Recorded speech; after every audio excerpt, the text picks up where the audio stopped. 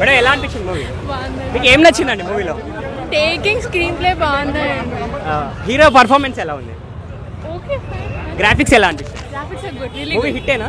Cinema అయితే వేరే రేంజ్లో ఉంది నిజంగా. కల్కి సినిమా నాకు చాలా అంటే చాలా బాగా నచ్చింది. వేరే లెవెల్ ఉంది.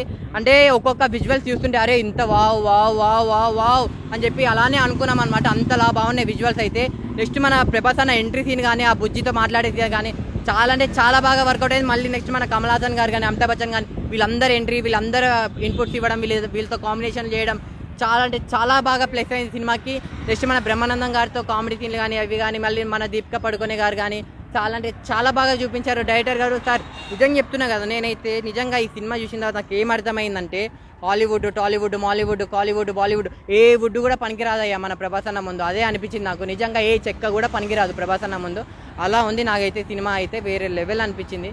గ్రాఫిక్స్ అవన్నీ ఎలా అనిపించినాయి మరి? అన్న గ్రాఫిక్స్ కానీ విజువల్స్ కానీ అవన్నీ వేరే వేరే వేరే వేరే లెవెల్ ఉన్నాయి అన్న. నిజంగా ఎవరు ఊహించరు అంత బాగున్నాయి, అంత రేంజ్లో ఉన్నాయి. నిజంగా కళ్ళకి అంత మంచి సినిమా చూసినందుకు నేను గర్వపడుతున్నా. ఒక తెలుగోడు, ఒక తెలుగు హీరో, ఒక మంచి సినిమా ఇండియా మొత్తంనే కాదు వరల్డ్ మొత్తాన్ని షేక్ చేస్తున్నా అని చెప్తే అంత బాగా అనిపిస్తుంది నాకైతే.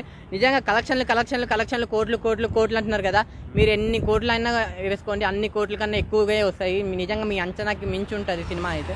అమితాబ్ బచ్చన్ గారు, కమల్ హాసన్ గారు కూడా చేశారు కదా అంత పెద్ద హీరోస్. అంటే మీకు ఎలా అనిపిస్తుంది మరి? అంత పెద్ద హీరోస్ని చూడడం అనేది చాలా అంటే చాలా బాగా అనుకున్నామన్న.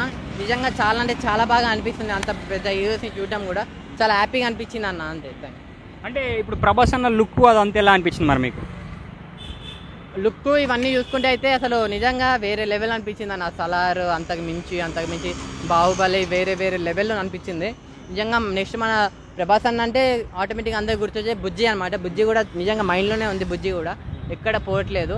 సో చెప్తున్నా ప్రభాస్ అన్నని చూస్తూ ఉంటే అమ్మాయిలు అందరికీ అయితే పిచ్చెక్కిపోతారు అన్న. అంతే.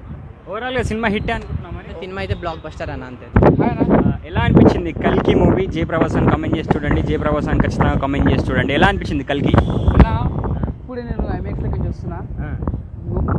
నెల ముందు బుక్ చేసుకున్న టికెట్ ఇదే టాకీస్లో, అంటే 25 రోజుల ముందు బుక్ చేసుకున్న టికెట్ బ్లాక్లో కొనుక్కున్నా. బుక్ చేసుకుని వెళ్ళి కొనుక్కున్నాను బ్లాక్లో. చూసి వస్తున్నాం అన్న. అసలు మనం దానికి బ్లాక్లో కొన్న టికెట్కి దానికి పైన కలర్ సినిమా బాగుందన్న. అసలు ఎక్కడ కూడా బోర్ అనిపోయింది, ఎంత బాగుందన్న. కల్కి మాత్రం నిజంగా అసలు మనం ఊహించుకోం అంత బాగా తీసే సినిమా మాత్రం ఇచ్చి పడేసారు అన్న. గ్రాఫిక్స్ అదంతా ఎలా అనిపించింది మరి? గ్రాఫిక్స్ కానీ అందులో ఒక బుజ్జి అని ఉంటుంది అన్న. ఆ చిన్న బుజ్జి, ఆ బుజ్జి మీదే నడుస్తుంది క్యారెక్టర్. ఇంతే బుజ్జి ఉంటుంది. కానీ అందులో పెద్దగా కనిపిస్తుంది కదా, పెద్ద బుజ్జే కదా. పెద్ద బుజ్జి కాకపోతే సినిమా మొత్తం చిన్న బుజ్జి నుంచి నడుస్తుంది సినిమా అంతా.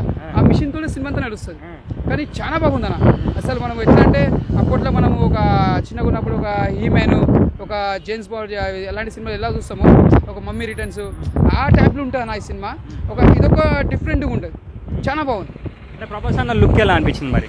కొత్తగా ఉందన్న. ఇప్పుడు చాలా మంది ఏమంటారు తెలుసా, ప్రభాస్ అన్న లుక్ చూసి ఇదేంద్రాబాయ్ ప్రభాస్ అన్న లుక్ గిట్లా చేసిరు గిట్లుంది అంటారు.